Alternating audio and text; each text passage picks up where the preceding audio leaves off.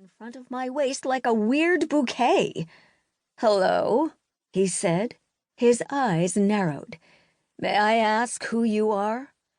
"I'm a friend of Ellie's. Who are you?" I fired back.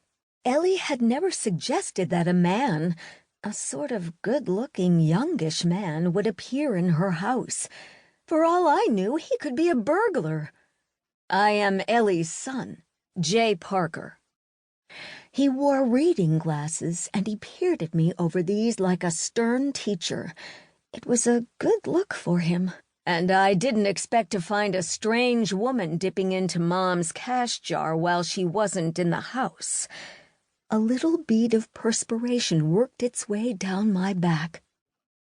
"First of all, I am not a strange woman, in any sense.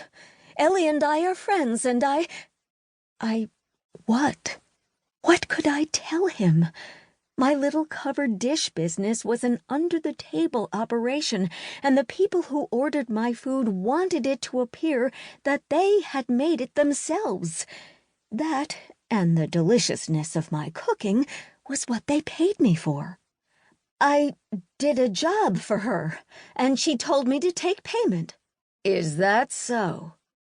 He leaned against the door frame, a man with all the time in the world. All he needed was a piece of hay to chew on.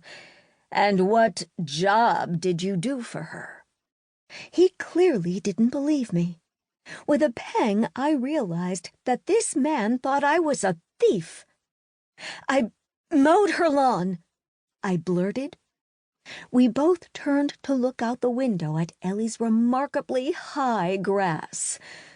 "Wow, that really was not a good choice," I murmured.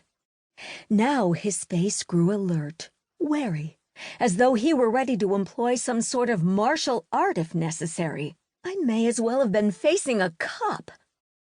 "What exactly is your relationship to my mother? And how did you even get in here if my mom isn't home?" At least I could tell the truth about that. "I'm Lila Drake. Ellie left the door unlocked for me because she was expecting me. As I said, we are friends." This did not please him. "I think she was actually expecting me," he said. "So you could potentially have just gotten lucky when you tried the doorknob." "Oh my God!" My face felt hot with embarrassment. "I'm not stealing Ellie's money. She and I have an arrangement. I can't actually discuss it with you. Maybe if you asked your mother." Ellie was creative. She could come up with a good lie for her son, and he'd have to believe her. There was a silence, as though he were weighing evidence.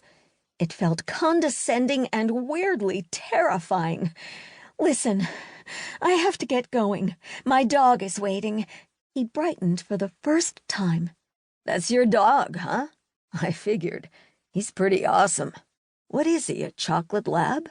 "Yes, he is." I shifted on my feet, not sure how to extricate myself from the situation. My brother said I had a knack for getting into weird predicaments. I sighed, and he said, "So, what do we do now?" He patted his shirt pocket as though looking for a pack of cigarettes, then grimaced and produced a piece of gum. He unwrapped it while still watching me. His glasses had slid down even farther on his nose, and I felt like plucking them off. He popped the gum into his mouth and took off the glasses himself, then beamed a blue gaze at me. "Wow. How about if we just wait here together and see what my mom has to say? She's probably out back in the garden picking pumpkins or harvesting the last of her tomatoes." I put the money on Ellie's table. "You know what? Ellie can pay me later. I won't have you casting aspersions on my character." "Fancy words," said Ellie's son. He moved a little closer to me until I could smell spearmint on his breath. "I still think you should hang around."